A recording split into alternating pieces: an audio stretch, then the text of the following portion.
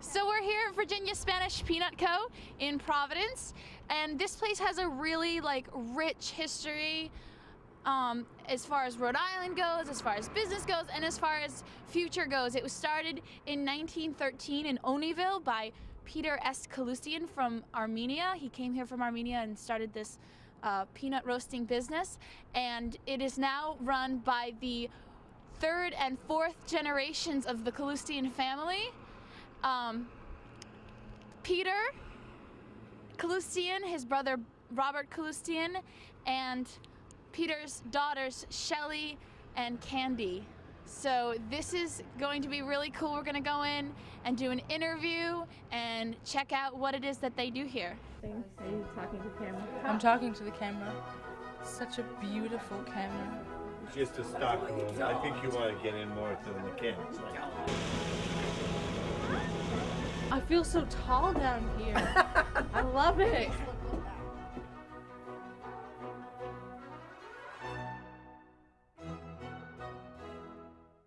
I'm Peter Kalustian, and I've been here 55 years, and this is my brother Bob. I'm Bob Kalustian. I've been in the business approximately 40 years. We're a wholesale manufacturing company of peanuts and nuts, and we're distributors. We service the bakery shops and candy people and supermarkets. We produce all different types of nuts. We put them up special to order. We have a very wide product base. We sell to other people. Besides that, we sell to concessionaires for popcorn supplies. We sell to ice cream people that make ice cream and also the dairies and the nut shop. So our product line is different from most other companies. Whereas when you deal with a nut company, it's basically dealing with just nuts. Where we're dealing with nuts, popcorn supplies, concession supplies. It's more of a wide product line that not too many people use that today. White chips right on top. So right here we do all our packing to get ready for shipping, okay? All right, so now just to give you an idea, this is not working right now, but to give you an idea, this machine here does a lot of our packaging in small bags. It's all automatic, digital scale, and it makes its own bag. So it'll produce about 20 bags per minute. Wow. That we have. And we do cashews and pistachios, peanuts in the shell, in this particular machine. You can catch that, that's the way the paper comes. There's a roll, and it goes through, it dates it, and comes through here, and literally makes the bag from a flat roll. Okay? How does it do that? See the tube here? It wraps around the tube, right? And then it's heat sealed by here. And then you see the jaws here, they close. And one jaw actually seals the bottom, and the other one seals the top of the other bag. So that's how it works, okay? So this is a very important tool that we have. And the rest is more or less hand done, hand packed. The old way, but still the best way. Most of the stuff here is not touched at all. It's all either in a machine, in a hopper, it's dumped, it's in your pails here. So hands don't touch the product here. This is up here. There looks like this. This is a tube, obviously like a funnel. You'll see this tube. I'll show you what that is. So cool. It just keeps going. It feels like Star Wars, Pete. I feel like I'm in a spaceship. Everything keeps going. And what is this room for?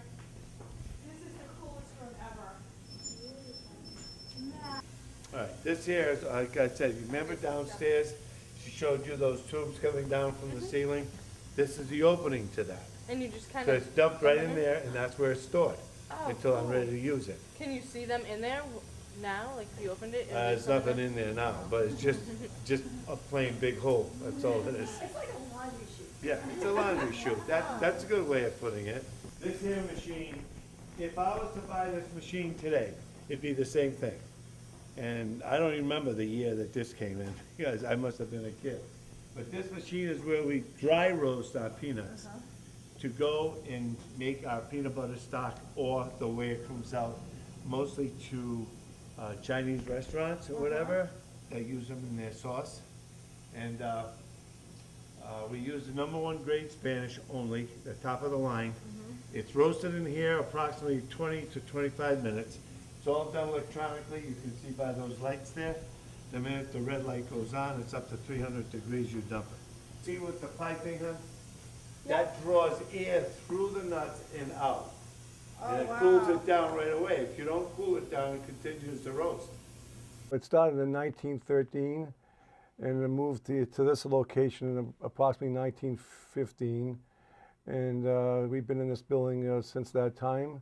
My grandfather started the business with his uncle, I believe. I'm sure he'd be very happy knowing that it survived all these years. Where was he from? He's from Armenia. He had come to this country in the late 1800s and did some odd jobs, and then decided to start a business of his own. And from what I've been told, he had a choice of either starting a peanut company or going into the car business. I've been here since I was 8 years old, either washing windows or sweeping the floor. We've always worked, when we were teenagers, cleaning the plant, washing windows, just basically helping out whenever they needed us.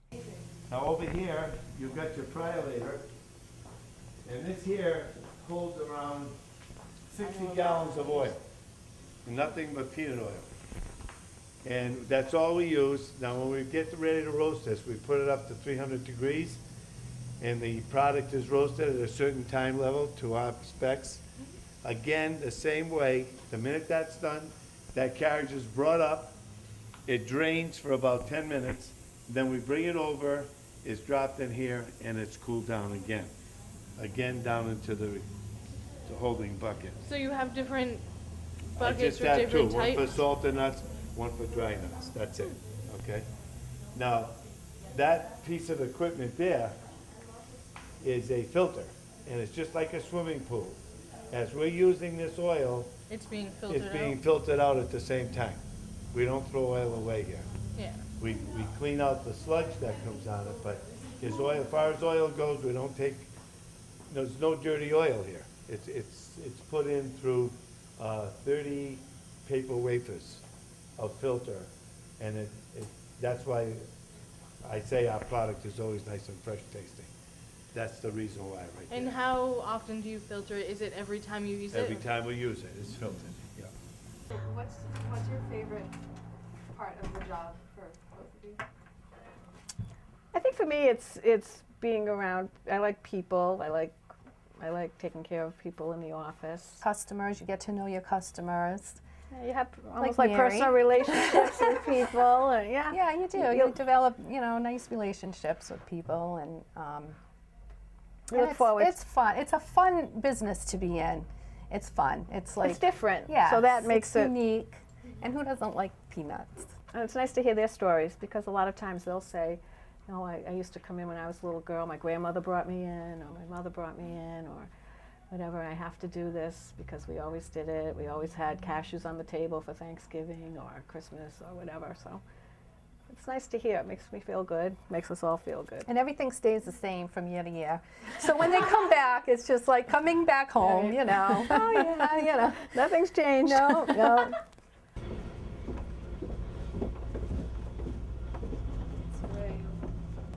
Stocked, I know exactly where everything is, what we do, how it goes, how it comes in. Wow. Those there, right there, to give you an idea, this is all cashews here, raw, from South America, okay? And those bags there that you see are peanuts from Georgia, and that's what we use for making our peanut butter here. This whole room is refrigerated in the summer. In the winter, the good Lord gives us free air conditioning. Okay, so this here, and then this here is very interesting. Oh, that's scary. Watch your step. This is our walk-in, okay? This is kept at 42 degrees, just like your refrigerator at home. And all the walnuts and Brazils and everything that we have is stocked here. This was dug out years ago, I think by the first generation, I'm the third, and there's a fourth, my daughter's upstairs. It was all dug out by hand and refrigeration put in, and then I just updated the refrigeration with electric rather than water-cooled compressors. Imagine, so this was all hand? It was all hand done, yeah. No, it's, what was happening here, I see, they're not admitting it, but I think there was some water leak outside. Yeah. And it came in and cracked the cement here. But what's behind, I'm gonna pick this up, but what's behind here is caulking. I mean, this was done years and years ago. I mean, this is when I was a kid. Wow. This was done in those days, that's what they put in for insulation, was caulking. What we're dealing with the economy today has always been something that we have to contend with. I think a lot of the problems that they probably dealt with in previous generations, in a way, are probably the same, maybe just a little more exaggerated today, but I'm sure that a lot of them are similar. You know, being able to maintain a business, and in the state of Rhode Island, it can be challenging. I don't know how small business friendly it really is. Two of our names that we use on our packaging actually have Rhode Island roots to it. One is Anchor Brand, which is obviously, you know, from the state of Rhode Island, and the other is Brown Beer, because my grandfather had taken classes at Brown University when he was young. He wanted to be an architect, and in the meantime, his father, my great-grandfather, decided to start the business, so he needed his son to come into the business. So he didn't end up becoming an architect, but he had taken some classes at Brown, and he was also my grandfather. Okay. Yeah, and he was also a very, very good artist, and so he designed the little Brown Beer logo. We found this on eBay. I happened to Google the company name, and I see this, was about a year ago. And we can tell it's my grandfather's work, his artwork. Yeah, just because of the way, right? You can just tell it's his artwork, and my father and my uncle never recognized it. It was probably from, I think, the 1930s. And somebody in Ohio had them. Oh, wow. And you know, I bought whatever he had Supposedly left. it was part of an estate sale, somebody's Yeah. estate He sale, found it and and it was yeah. in a bunch of Wow. things, Yeah. and he put it on eBay, and That's wild. Yeah. it was meant to be that Yeah, it she was, found it. yeah. That was awesome. Stellar. Now this here is a roaster that's twice your age. I think if I'm not mistaken, 1920 this roaster was built. And it still works the old way of roasting peanuts in the shell. And to me, this is the best way. Right, so we're the fourth generation, and now my nephew, Shelley's son, is starting to, so we're working on the fifth generation.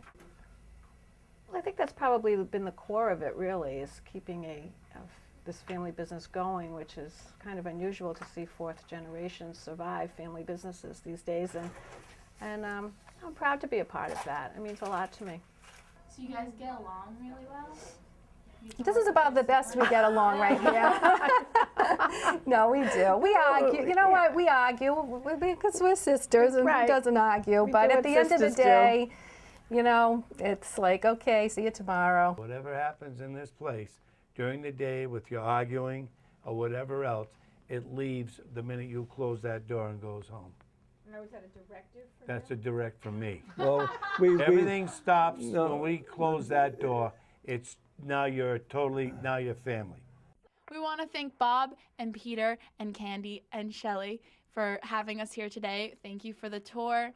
Thank you for the information and the history. We really enjoyed it, and our viewers are going to enjoy it too. So thank you for having us. You're welcome. Pleasure.